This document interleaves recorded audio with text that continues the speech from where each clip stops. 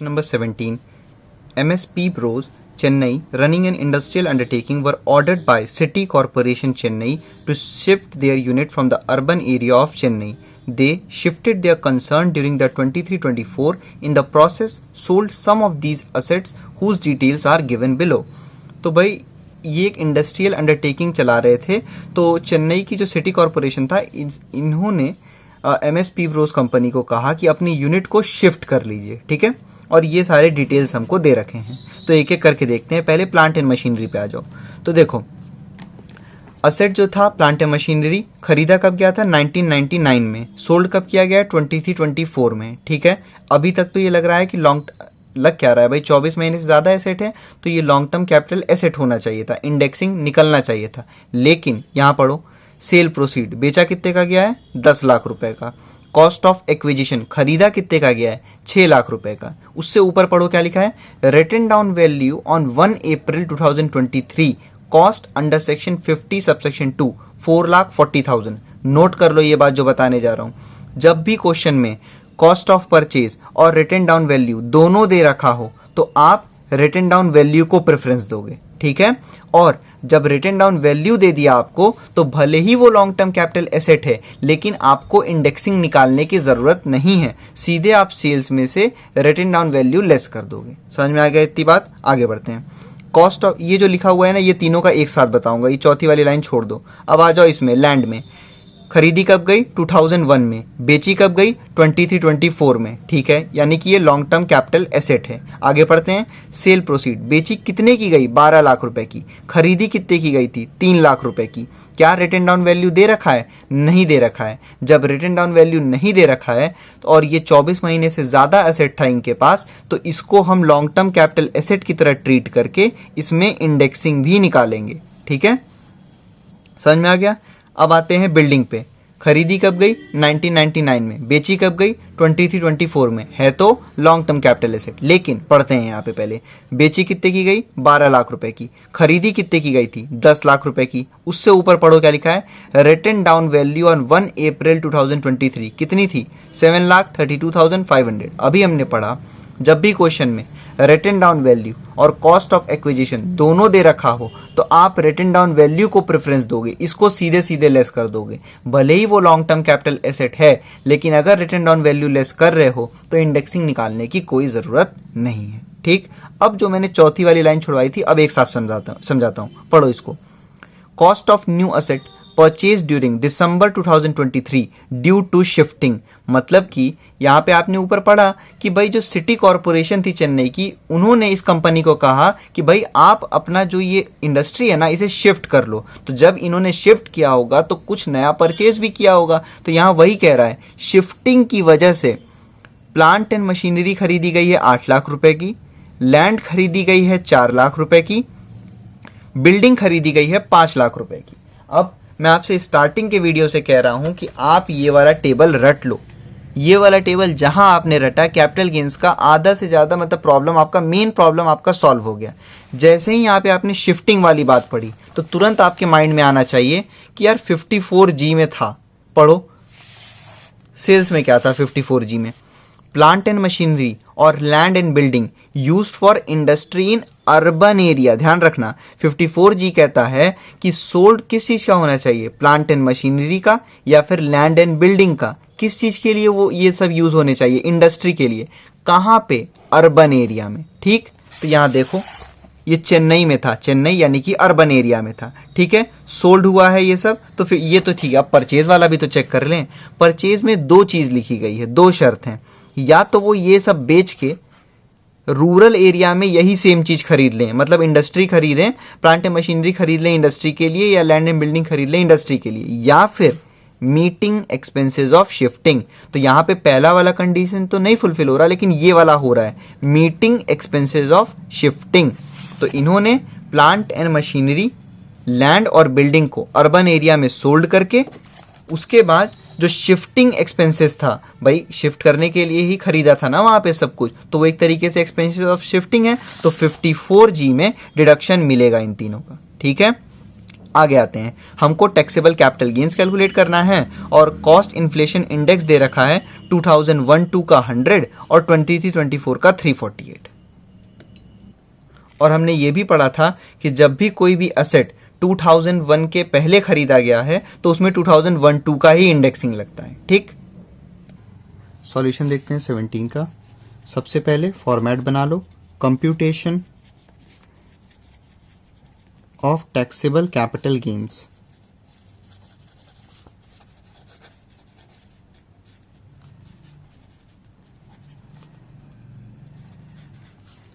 for the assessment year 2024-2025 चल रहा है अभी।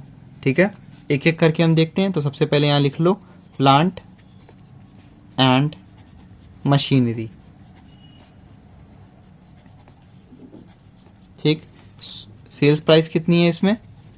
10 लाख रुपीस लिखो यहाँ पे। अब देखो, क्योंकि असेट खरीदी गई थी 1999 में, बेची गई है 23-24 में, तो ऐसे तो ये लॉन्ग टर्म कैपिटल एसेट है, इंडेक्सिंग निकलनी चाहिए थी, लेकिन क्वेश्चन में रिटन डाउन वैल्यू दे रखा है। जब भी कॉस्ट ऑफ एक्विजिशन यानी कि कॉस्ट ऑफ परचेज और रिटन डाउन वैल्यू दोनों दे रखा हो तो आप सीधे सीधे रिटन डाउन वैल्यू को कंसिडर करना। ठीक है, और इंडेक्सिंग निकालने की कोई जरूरत नहीं है। कितना है? 4,40,000 लिखो सीधे आउटर कॉलम में, लेस कर लो सेल्स में से। कितना हो गया ये आ जाएगा आपका 10 लाख माइनस 4,40,000, ये हो गया 5,60,000। और ऐसे तो ये लॉन्ग टर्म कैपिटल एसेट था, बट जब रिटन डाउन वैल्यू दे दिया, इंडेक्सिंग निकालने की जरूरत नहीं पड़ी, तो आप यहां लिखोगे शॉर्ट टर्म कैपिटल गेन। ठीक है, 5,60,000 है। ठीक, अब देखो, उसके बाद बोला गया था कि न्यू एसेट परचेज किया गया है ड्यू टू शिफ्टिंग। बैक करके क्वेश्चन में देख लो, मैंने अच्छे से पॉइंट को समझा रखा है। ठीक है, तो जब भी कोई भी प्लांट एंड मशीनरी को या लैंड एंड बिल्डिंग को अर्बन एरिया में इंडस्ट्री के लिए बेचा जाता है, ठीक, और उसी समय शिफ्टिंग एक्सपेंसेस है कुछ, और उस शिफ्टिंग एक्सपेंसेस के चलते कुछ खरीदा गया है, तो 54G में डिडक्शन मिलता है। तो आप यहां लिखोगे, सॉरी ये यहां ऐसे मत बनाओ, यहां लिखोगे आप less deduction under section 54G। ठीक है, परचेज क्या किया गया है? न्यू प्लांट एंड मशीनरी, यानी कि न्यू असेट परचेज्ड। ठीक है, कितने का खरीदा गया है? 8 लाख रुपए का। अब देखो भाई, ये अभी पिछले ही क्वेश्चन में शायद मैंने बताया था 16 में, हाँ, कि जब कभी भी जो आपका एग्जेम्पशन का अमाउंट है वो ग्रॉस कैपिटल गेन से ज्यादा आ जाए तो आप केवल इतने का डिडक्शन दे देना। तो यहां आप देख रहे हो कि न्यू प्लांट एंड मशीनरी कितने की खरीदी गई? 8 लाख रुपए की, और एक्चुअल में ग्रॉस कैपिटल गेन कितना था? 5,60,000। तो आप केवल इतना एग्जेम्पशन दोगे, ध्यान रखना इस बात को।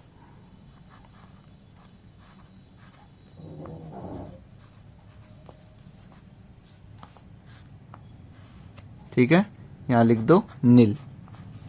तो फर्स्ट केस में कैपिटल गेन जो है वो हुआ है नील। समझ गए? जब कभी भी एग्जेम्पशन का अमाउंट ग्रॉस कैपिटल गेन से ज्यादा हो तो आप केवल यही अमाउंट को लेस कर देना सीधे सीधे। नेक्स्ट क्या है? नेक्स्ट है लैंड।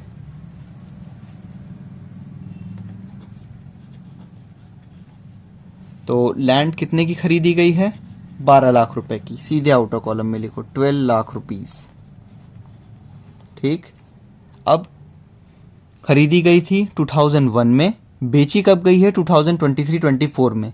क्योंकि ये असेट 24 महीने से ज्यादा थी एसएससी के पास और यहां रिटन डाउन वैल्यू भी नहीं दे रखा है, तो फिर हम index cost of purchase calculate करेंगे। ठीक है, तो आप यहां लिखोगे less index cost of purchase या एक्विजिशन। फॉर्मूला क्या होता है? कॉस्ट ऑफ परचेज या कॉस्ट ऑफ एक्विजिशन, जो कि है 3 lakh rupees, into sale year index, बेची कब गई है? 23-24 में, उसका इंडेक्सिंग है 348, अपॉन परचेज ईयर इंडेक्स, खरीदी गई थी 2001 में, तो 12 का इंडेक्स है 100। फिर से देख लो, cost of acquisition into sale year index upon purchase year index. Solve कर लो इसको आप। तो 3 लाख इंटू 348 डिवाइड बाय 100, ये हो गया आपका 10,44,000, ठीक।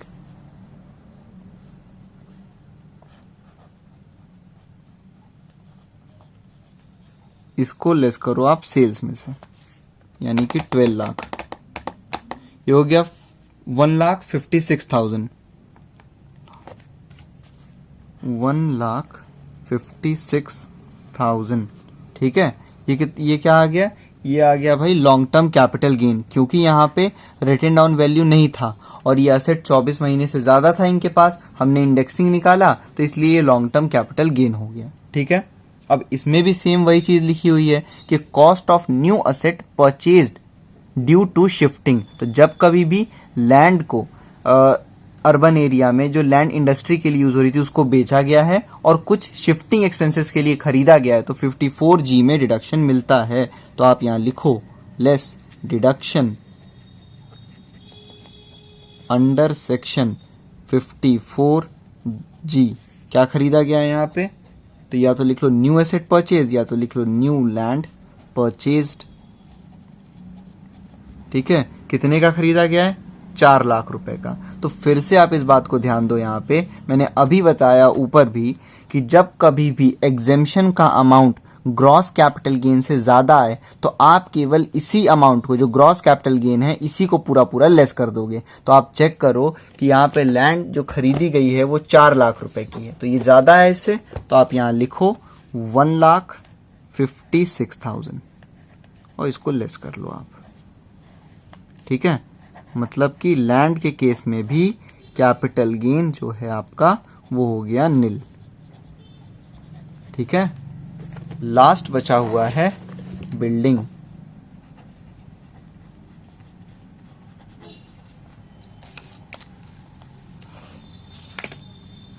सेल्स कितने की हुई है बिल्डिंग, 12 लाख रुपीस की, सीधे आउटर कॉलम में आ जाओ, ठीक है।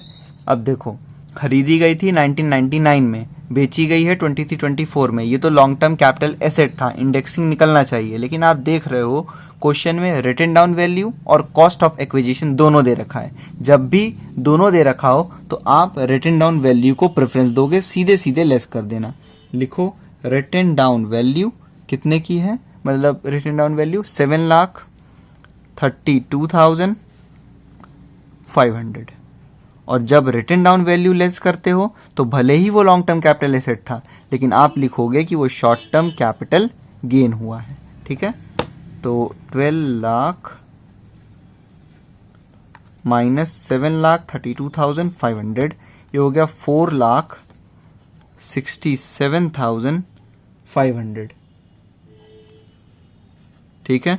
फिर उसके बाद इसमें बोला गया है कि new asset purchase due to shifting, दोनों में मैंने बताया था, आप समझ ही गए होंगे कि जब भी कोई भी बिल्डिंग को इंडस्ट्री के लिए जो कि यूज हो रही है अर्बन एरिया में उसको बेचा गया हो और शिफ्टिंग एक्सपेंसेस हो रहा हो, शिफ्टिंग एक्सपेंस के लिए कुछ परचेज किया गया हो, तो सेक्शन नंबर 54G में डिडक्शन मिलेगा। यहां लिख लो न्यू असेट परचेज्ड, यानी कि न्यू बिल्डिंग परचेज्ड,